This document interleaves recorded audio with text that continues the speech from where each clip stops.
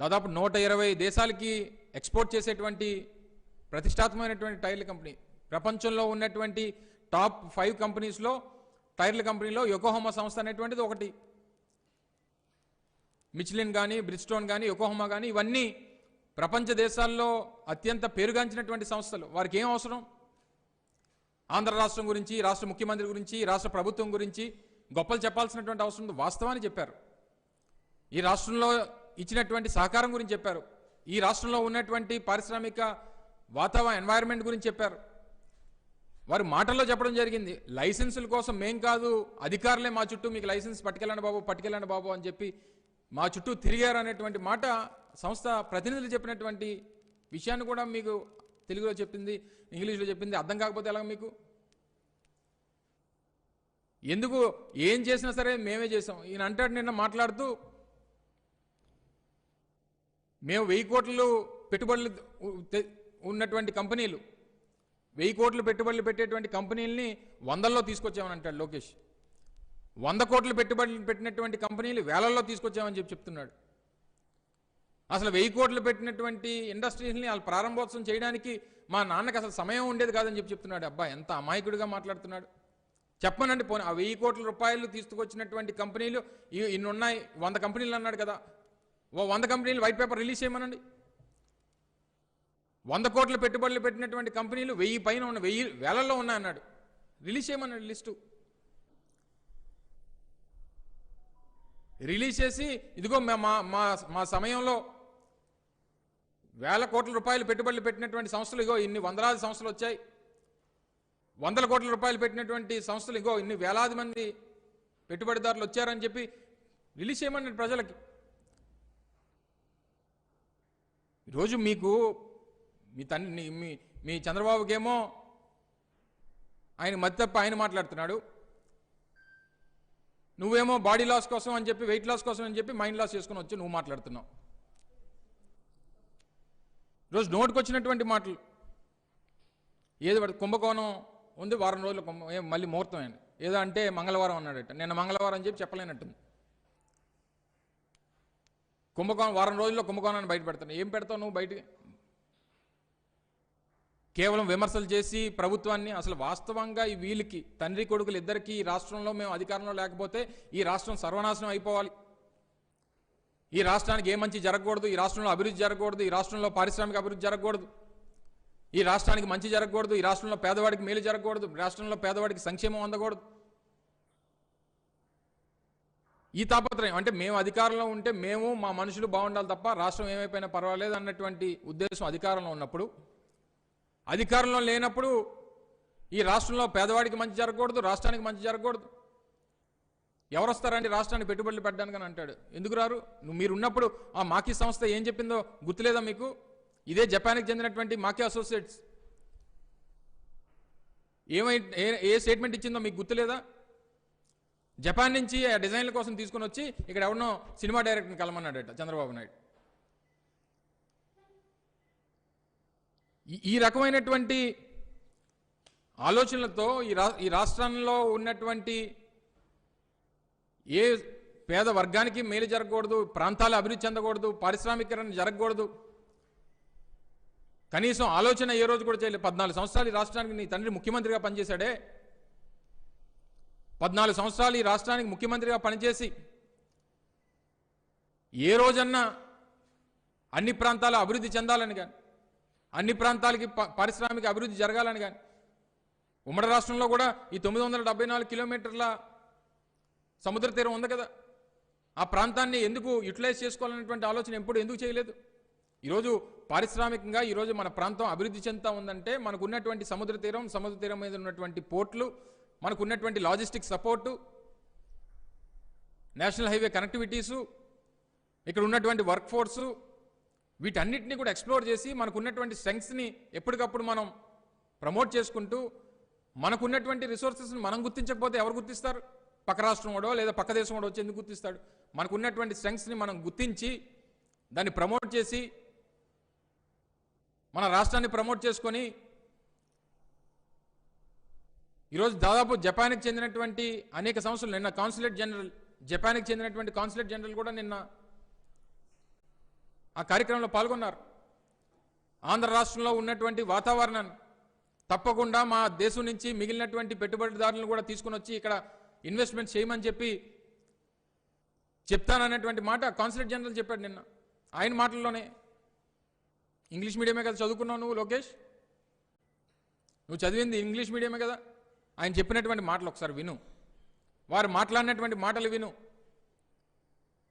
ఇవన్నీ మానేసి ఈరోజు రాష్ట్ర ప్రభుత్వం ముఖ్యమంత్రి గారు మాకున్నటువంటి ప్రధానమైనటువంటి అంశాలు ప్రజా సంక్షేమం కానీ, ప్రజా శ్రేయస్సు కానీ, ప్రజల అభివృద్ధి కానీ, ప్రజల సంతోషం, ఈ 4 స్తంభాల మీద ఈరోజు రాష్ట్ర ప్రభుత్వాన్ని, ఆ రాష్ట్రంలో పరిపాలనని జగన్మోహన్ రెడ్డి గారు నడుపుతూ ఉన్నారు. దాన్ని చూసి ఓర్వలేవు.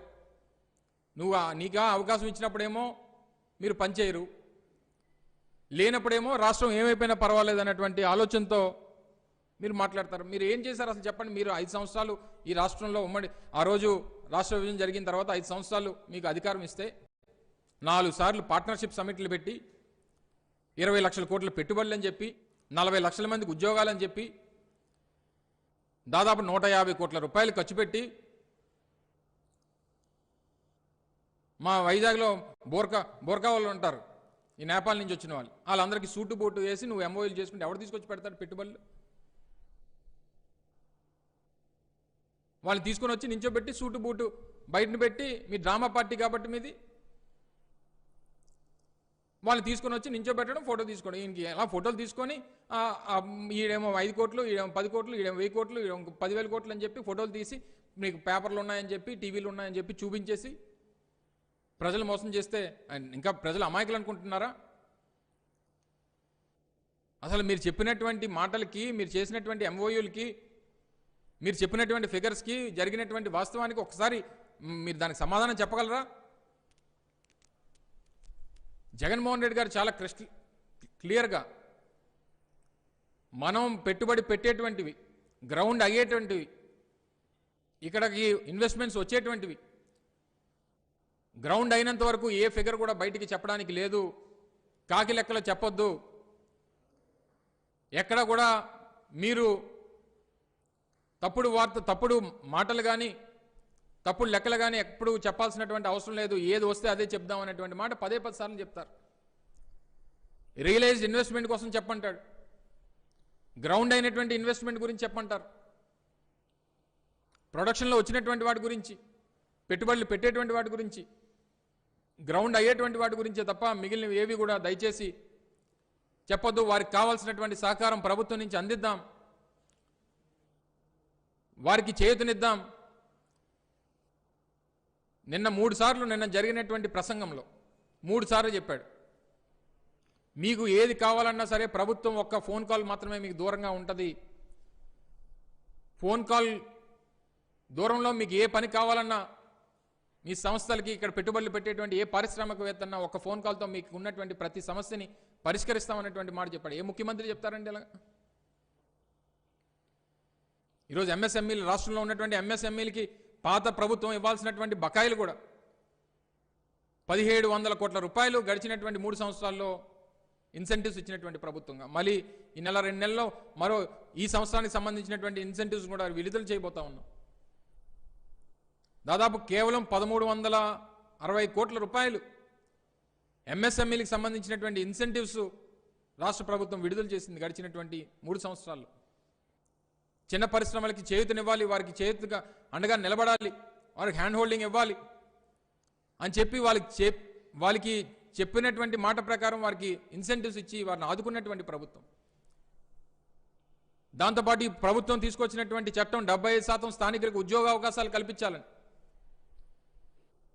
నిన్న టూర్ జరుగుతున్నప్పుడు, ఆ ఇండస్ట్రియల్ టూర్ లోపల మా ఇండస్ట్రీ ప్రొడక్షన్ ఏ రకంగా జరుగుతున్నటువంటి ఆ వాక్ త్రూ జరుగుతున్నప్పుడు ఆ కంపెనీ ప్రతినిధులకు 10 సార్లు చెప్పాడు, ఏదన్నా చేయండి, ఏది సపోర్ట్ కావాలని ఇస్తాం, స్థానికులకి 75% ఉద్యోగాలు, దాంట్లో మాత్రం రాజీ పడడానికి ఎక్కడా కూడా ఆస్కారం లేదు. కంపల్సరీ 100% మంది స్థానికులకు ఉద్యోగ అవకాశాలు ఉండాల్సిందే, అది మా చట్టం, మేము మా అసెంబ్లీలో బిల్లు పాస్ చేస్తామనేటువంటి మాట చెప్పడం జరిగింది. 3 సార్లు చెప్పారు. అక్కడ ఉన్నటువంటి గంట సమయంలో ఆ కంపెనీ ప్రతినిధులకి 3 సార్లు స్థానికులకి ఉద్యోగ అవకాశాలు దేనికి తీసుకొస్తాం? పరిశ్రమలు ఇక్కడ స్థానికంగా రాష్ట్రానికి సంబంధించినటువంటి రెవెన్యూస్ పెరగాలి, స్థానికులకు ఉద్యోగ అవకాశాలు రావాలి. ఇవన్నీ ఈ ఆలోచనతో రాష్ట్ర ప్రభుత్వం ముందుకెళ్తున్నటువంటి క్రమంలో అసలు ఏది చేసినా మేమే చేసాం. మొన్న అక్కడికి వెళ్ళి అపాచీ ఇండస్ట్రీకి సంబంధించినటువంటి ఫౌండేషన్ ఇస్తే అది మేమే మాట్లాడామంటాడు. టీసీఎల్కి ఓపెనింగ్కి వెళ్తే అది మేమే చేసామంటాడు. నేను యోకోహోమా ప్రారంభోత్సవం చేస్తే అది మేమే చేసామంటాడు. మాట్లాడితే ఎక్కడ పని జరుగుతుందో నాకు తెలియగలుగుతాను. మాట్లాడితే పని అవుతుందా? చేయాల్సిన పని చేస్తే రావాల్సినటువంటి ఇండస్ట్రీలు వచ్చి గ్రౌండ్ చేసి ఇన్వెస్ట్మెంట్ పెట్టి నలుగురికి ఉద్యోగాలు ఇస్తే అది గొప్పతనంగా చెప్పుకోవాలి. కానీ నేను ఆడితో మాట్లాడాను, నేను వీడితో మాట్లాడాను, మేము మాట్లాడితే వీళ్ళు ప్రారంభోత్సవాలు చేస్తున్నారు, మాట్లాడితే మేమెందుకు ప్రారంభోత్సవాలు చేస్తాం? మేము పని చేసాం కాబట్టి, భూమి ఇచ్చింది మేము, పర్మిషన్లు ఇచ్చింది మేము, వాళ్ళు ఇన్వెస్ట్మెంట్ చేసింది మా హయాంలో, ప్రారంభోత్సవం చేసింది మా హయాంలో. మరి మేము చెప్పుకోకపోతే నువ్వెలా చెప్పుకుంటావు నాకు తెలియగలుగుతా?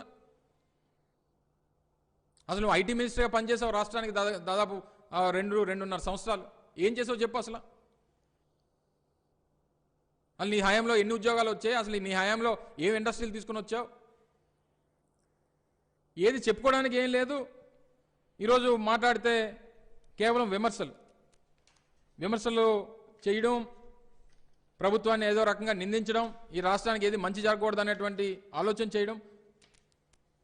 అసలు జగన్మోహన్ రెడ్డి గారు ఎవరైనా పెళ్లి కోరితే చంద్రబాబు నాయుడు చావు కోరే రకం.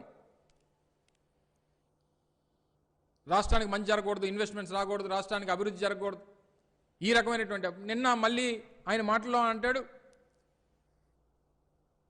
ఇక రాష్ట్రంలో పరిశ్రమలు పెట్టాలంటే జగన్మోహన్ రెడ్డి గారికి వాటాలు ఇవ్వాలి, భారతమ్మకు వాటాలు ఇవ్వాలి, సీఎంఓలో వాటాలు అడుగుతున్నారు. అసలు భారతమ్మ ఏం సంబంధం? అసలు భారతమ్మ గురించి మాట్లాడుతున్నావు నువ్వు? నీకు నీ భార్య బ్రాహ్మణికి ఏదైనా గొడవలు ఉంటే మీరు తేల్చుకోండి. నాకు తెలిసి నీకు కొంత రాజకీయ పరిజ్ఞానంతో మాట్లాడావు. వీళ్ళు భారతమ్మ గురించి ఏదైనా మాట్లాడితే వీళ్ళు నా భార్య గురించి ఏదైనా మాట్లాడతారు అనేటువంటి ఉద్దేశంతో మాట్లాడినా, ఆ రాజకీయ పరిజ్ఞానంతో మాట్లాడినా. కానీ మేము నీ అంత నీచంగా మాట్లాడాలనేటువంటి ఆలోచన మాకు లేదు. నీకు బ్రాహ్మణికి ఏం తగులుంటే మీ నాన్నని మీ మామ బాలకృష్ణ ఇద్దరిని కూర్చోబెట్టి మాట్లాడుకో. నువ్వు తిట్టలేక మాతో నీ భార్యను తిట్టించాలనేటువంటి తాపత్రయం నీలో నిన్న కనబడింది. అసలు భారతమ్మ ఏ రోజన్నా రాజకీయాల్లో బయట కనబడ్డారా నీకు? ఎక్కడైనా మాట్లాడినటువంటి సందర్భాలు ఉన్నాయా? ఏ రోజన్నా బయటకు వచ్చినటువంటి సందర్భాలు ఉన్నాయా? నువ్వు నీకు నోటుకు వచ్చినట్టు ఇంకొకసారి భారతమ్మ గురించి కానీ మాట్లాడితే, రాజకీయంగా ఉన్నాం కాబట్టి మా గురించి ఏదైనా మాట్లాడతావు, పార్టీ గురించి ఏదైనా మాట్లాడతావు, ప్రభుత్వం గురించి ఏదైనా మాట్లాడతావు. మళ్ళీ మిమ్మల్ని ఏమని అన్నావు ఇంట్లో, నిన్ను కానీ మీ నాన్న కానీ ఏమన్నా అంటే మళ్ళీ ఇద్దరు కూర్చొని బోర్మని ఏడుస్తారు. వాళ్ళు మాతో అనిపించుకోవడం ఎందుకు? మీరు ఏడడం ఎందుకు? అసలు నా భారతదేశ చరిత్రలో అసలు ఒక నాయకుడు రాష్ట్రానికి 14 సంవత్సరాలు ముఖ్యమంత్రిగా పనిచేసినటువంటి వ్యక్తి కూర్చొని ఏడడం ఏంటి నాకు తెలియక అడుగుతాను. ఈరోజు ఈ పరిస్థితుల్లో మీరు మీ నాయకత్వాన్ని నడుపుతూ ఉన్నారు. సో ఎవరినొకరిని ఇన్వాల్వ్ చేయాలి, ఒక బురద జల్లేద్దాం, బురద జల్లేస్తే వాళ్ళే తుడుచుకుంటారు అనేటువంటి అభిప్రాయంతో మీరు మీ కార్యక్రమాలు చేస్తూ ఉన్నారు. సో ఈ రకమైనటువంటి విమర్శలు ఇకనైనా మానుకుంటే మంచిది. మీకు ఎలాగూ రేపు భవిష్యత్తు ఉండదు అనేటువంటిది మీకు అర్థమైపోయింది. డెఫినెట్గా ఈరోజు రాష్ట్రంలో మేము చేస్తున్నటువంటి కార్యక్రమాల్ని ప్రజలకు మంచి చేశాం కాబట్టి రేపు మళ్ళీ మాకు 175 సీట్లు వస్తాయని చెప్తున్నాం. మేము పని చేయకుండా మేమేమి ఈరోజు గొప్పలు చెప్పుకోవట్లా. ఈరోజు గడప గడపకి తిరుగుతున్నాం, ఇంటింటికి వెళ్తున్నాం, వారి రెస్పాన్స్ వస్తున్నాం. ప్రభుత్వంగా మేము చేయాల్సినటువంటి మంచి చేశాం కాబట్టి, జగన్మోహన్ రెడ్డి గారి నాయకత్వంలో ఈ రాష్ట్రంలో పేదవాడికి సంక్షేమాన్ని అందించాం, రాష్ట్రాన్ని అభివృద్ధి చేస్తూ ఉన్నాం కాబట్టి ఈరోజు గట్టిగా చెప్పగలుగుతూ ఉన్నాం. ఈరోజు ఆ కార్యక్రమాన్ని, సంక్షేమాన్ని, అభివృద్ధిని అన్నీ ఒక దీంట్లో తీసుకెళ్తూ రాష్ట్రాన్ని పారిశ్రామికంగా పరుగులు పెట్టిస్తూ అభివృద్ధిని, సంక్షేమాన్ని అన్ని రకాలుగా కూడా ప్రజలకు అందిస్తూ ఈరోజు చేస్తూ ఉంటే నువ్వు నీ కడుపు అంటే ఏంటి నాకు తెలియగలుగుతాను. అసలు ఏం మాట్లాడుతున్నావో? జగన్మోహన్ రెడ్డి గారు 10th క్లాస్ పాసు, తర్వాత ఏం చదివాడో తెలియదు అంటావు. జగన్మోహన్ రెడ్డి గారు ఏం చదివారో అందరికీ తెలుసు. నీలా బీచ్ల్లోనో లేదా స్విమ్మింగ్ పూల్లోనో చదివినటువంటి గొప్ప చదువులు అయితే మాత్రం జగన్మోహన్ రెడ్డి గారు చదవలేదు నాకు తెలిసి. అయితే జగన్మోహన్ రెడ్డి గారు ప్రజల తాలూకు కష్టాన్ని చదివాడు. జగన్మోహన్ రెడ్డి గారు ఈ రాష్ట్రంలో పేదవాడి తాలూకా బాధలను తెలుసుకున్నారు. జగన్మోహన్ రెడ్డి గారు ఈ రాష్ట్రంలో ప్రాంతాల తాలూకా ఇబ్బందులు తెలుసుకొనే ఈరోజు రాష్ట్రానికి ఈ రకమైనటువంటి అద్భుతమైనటువంటి పరిపాలన అందిస్తూ ఉన్నాడు. నీలో స్విమ్మింగ్ పూల్లో స్విమ్మింగ్ చేసుకుంటున్నాం, లేదా బీచ్ల్లోని వెళ్ళి ఇద్దరు అమ్మాయిల సంఖ్యలో చేతులు పెట్టడం, ఈ చదువులు అయితే మాకు తెలీదు. ఈ సంస్కృతి కానీ ఈ చదువులు కానీ ఎంత పెద్ద చదువులు మాకైతే ఇటువంటి చదువులు, నీలాంటి సంస్కృతి, నీలాంటి సంస్కారాలు వాస్తవానికి అయితే మాకైతే లేవు. నువ్వు కూడా జగన్మోహన్ రెడ్డి గారిని అసలు నీకు ఒకసారి వార్డు మెంబర్గా గెలిచావు అసలు ఎప్పుడన్నా? అసలు వార్డు మెంబర్గా కూడా గెలవలేనటువంటి నువ్వు కూడా జగన్మోహన్ రెడ్డి గారి తాలూకా నాయకత్వాన్ని, ప్రభుత్వాన్ని విమర్శించేస్తా ఉన్నావంటే రేపు గ్యారంటీగా నీకు మళ్ళీ మంగళగిరిలో మంగళం పాడేయడం ఖాయం అనేటువంటి విషయం నీకు తెలిసిపోయింది. నీకు ఇవన్నీ తెలిసి ఏదో రకంగా ఉన్నంతకాలం ఏదో ఇచ్చే, అసలు నువ్వు మీ నాన్నకు నువ్వు, నీకు ఇంకొకడు, ముగ్గురం కలిసి మనంలాగా ఒక ఫోటో తీసుకొని, మనం సినిమాలాగా ఫోటో పెట్టుకొని ఆ అవినీతి ప్యాలెస్లో, ఆ జూబ్లీస్ ప్యాలెస్లో అసలు శాశ్వత జీవితం గలిపేస్తే బాగుంటుంది, పక్కన ఒక కుక్క పిల్లని పెట్టుకొని. మీరు ఇంకా నాకు తెలిసి మీరు ఇక ఈ రాష్ట్రంలో అధికారం అనేటువంటి అసలు ఆ పదాన్ని మీరు కానీ మీ రాజకీయ పార్టీ కానీ తాకడం అసమంజసం. దీనికోసం అని చెప్పి మీరు నోటుకొచ్చినటువంటి మాటలు మాట్లాడి జగన్మోహన్ రెడ్డి గారిని, ముఖ్యంగా భారతమ్మ గారిని, ఎవరిని పడితే వాళ్ళని నోటుకొచ్చినటువంటి మాటలు మాట్లాడితే మర్యాదగా ఉండదు అనేటువంటి విషయాన్ని కూడా మరొకసారి ఈ సందర్భంగా తెలియజేస్తా ఉన్నా.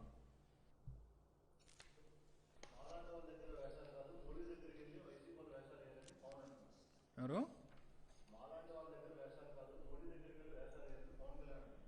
ఏమేయాలి మోడీ గారి దగ్గరికి వెళ్ళి?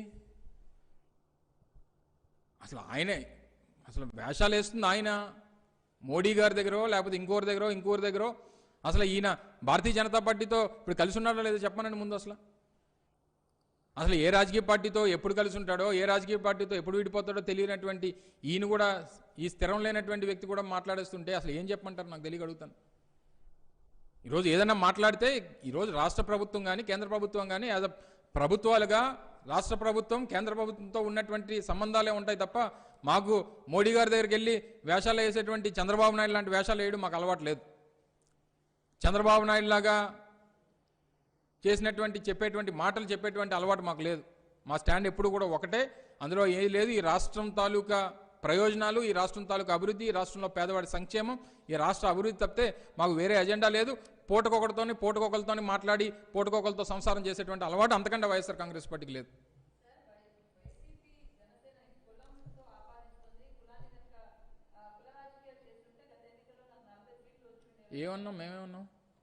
మేమేమన్నామ్మా? నిన్న ఏదో మాట్లాడుతూ ఆయన మాటలో చూసాం. మొన్న ఎప్పుడో ఏదో సందర్భంలో ఏదో ఊరు వెళ్ళినప్పుడు మాట్లాడుతూ ఒక మాట అన్నాడు. నిన్న ఆయన స్వతంత్ర దినోత్సవం సందర్భంగా మాట్లాడుతూ నాది కాపుల పార్టీగా ముద్ర వేస్తున్నారు అన్నటువంటి మాట ఏదో అన్నాడు. కాపుల పార్టీ అని ఎవరన్నారు ఆయన్ని? అది కాపు జనసేన కాదు. నాకు తెలిసి పవన్ కళ్యాణ్ గారిది కాపు జనసేన కాదు, పవన్ కళ్యాణ్ గారిది Kamma Janasena. Telugu Desam party script, Telugu Desam party production, direction ఎవరు చేస్తున్నారు అక్కడ? నాదెండ్ల మనోహర్ గారు. మరి దాన్ని కాపు జనసేన అంటారా, కమ్మ జనసేన అంటారా? నాకు తెలిసి పవన్ కళ్యాణ్ నడుపుతున్నటువంటిది కాపు జనసేన కాదనేటువంటిది ఈ రాష్ట్రంలో కాపులందరికీ తెలుసు. అందుకనే ఆయన కాదు కాబట్టి ఆయన ఓట్లు వేయలేదు. పవన్ కళ్యాణ్ నడుపుతున్నటువంటిది కమ్మ జనసేన. పవన్ కళ్యాణ్ గారు నడుపుతున్నటువంటిది డైరెక్షన్ నాదెండ్ల మనోహర్ గారు లెఫ్ట్ అంటే లెఫ్ట్, రైట్ అంటే రైటు. స్క్రిప్ట్ ఏమో చంద్రబాబు నాయుడు, ప్రొడక్షన్ ఏమో చంద్రబాబు నాయుడు. సో ఈ రాష్ట్రంలో ఉన్నది ఎవరు కూడా, నేను చాలా సందర్భాల్లో చెప్పాను, ఈ రాష్ట్రంలో కాపులు ఎవరు కూడా పవన్ కళ్యాణ్ ఓన్ చేసుకోవడానికి ఎవరు సిద్ధంగా లేరు. పవన్ కళ్యాణ్ నడుస్తున్నటువంటి దారిలో అందుకని చెప్పమంటున్నాం కదా. వాళ్ళు లేదు, నేను మొన్న కూడా అడిగా స్వతంత్ర దినోత్సవం రోజున మా గురించి విమర్శలు చేశాడు. భారతదేశానికి బ్రిటిష్ వారి నుంచి స్వతంత్రం వచ్చింది, మీ జనసేనకి తెలుగుదేశం పార్టీ నుంచి ఎప్పుడు స్వతంత్రం వస్తుందని. ఒకవేళ వచ్చి ఉంటే నేను రేపు 175కి 175 ఎమ్మెల్యే సీట్లు, 25కి 25 పార్లమెంట్ సీట్లు పోటీ చేస్తామని చెప్పమనండి, సవాల్ చేస్తాను చెప్పమనండి. మొన్న కూడా చెప్పాను, ఇప్పుడు వచ్చి స్పందన లేదు. 175కి 175 ఎమ్మెల్యే సీట్లు ఈ రాష్ట్రంలో రేపు మళ్ళీ ఎన్నికలకు పోటీ చేస్తాం, 25కి 25 పార్లమెంట్ సీట్లు పోటీ చేస్తామని చెప్పమనండి పవన్ కళ్యాణ్ గారిని. కాపు జనసేన అయి ఉంటే ఆ మాట చెప్పేవాడేమో, కమ్మ జనసేన కాబట్టి చెప్పలేడు నా ఉద్దేశంలో. సరే, ఇంకేదన్నా మేము అడిగిన దానికి మాకు చెప్పాల్సినటువంటి పని లేదు, కనీసం ప్రజలకన్నా లేదా పార్టీలో తిరుగుతున్నటువంటి నాయకులకన్నా ఆయన సమాధానం చెప్పాలి. Thank you. ఒకటి రెండు ఇష్యూస్ దాని మీద రివ్యూస్ కూడా చేస్తున్నాము. జరుగుతున్నటువంటి దాంట్లో ఎవరి చేతిలోనో పెట్టేసి అది వన్స్ ఏ ఎంఓయూ లేకపోతే ఇంకోటి అయిన తర్వాత అది స్టాగ్నేట్ అవ్వాల్సినటువంటి అవకాశం లేకుండా జరిగేటువంటి దాంట్లో పెట్టినటువంటి వచ్చేటువంటి ఏ సంస్థ అయినా సరే పూర్తి స్థాయిలో దాని ప్రొడక్షన్లోకి తీసుకొచ్చేటువంటి దానికోసం ముఖ్యమంత్రి గారు చాలా పట్టుదలతో ఉన్నారు. మొన్న దావోస్లో జరిగినటువంటి మీటింగ్స్లో కూడా లక్ష్మీ మిట్టల్ గారు అబ్బాయి ఆదిత్య మిట్టల్ లాంటి టైకూన్స్తో, స్టీల్ టైకూన్స్తో కూడా మాట్లాడడం జరిగింది. ఇంకా చాలామంది ప్రపోజల్స్ కూడా వస్తూ ఉన్నారు, ఎస్ఆర్ఓలు కానీ మిగిలిన వాళ్ళు కానీ చాలామంది వాళ్ళ ప్రపోజల్స్ వస్తూ ఉన్నారు. జరిగేటువంటి దీంట్లో మనం శంకుస్థాపన చేసినటువంటి డిసెంబర్ 23 అనుకుంటా 2019, తర్వాత 2 సంవత్సరాలు కోవిడ్ పరిస్థితులు వీటన్నిటి మధ్య డెఫినెట్గా ఒక మంచి సంస్థకి రానటువంటి కాలంలో త్వరితగతిన ప్రొడక్షన్ ఏదైనా అనుకున్నటువంటి సమయానికన్నా ముందుగానే ప్రొడక్షన్ వచ్చేటువంటి విధంగా దాని గురించి చర్యలు తీసుకుంటున్నాం. డెఫినెట్గా త్వరలోనే వివరాలు కూడా ప్రకటిస్తాం.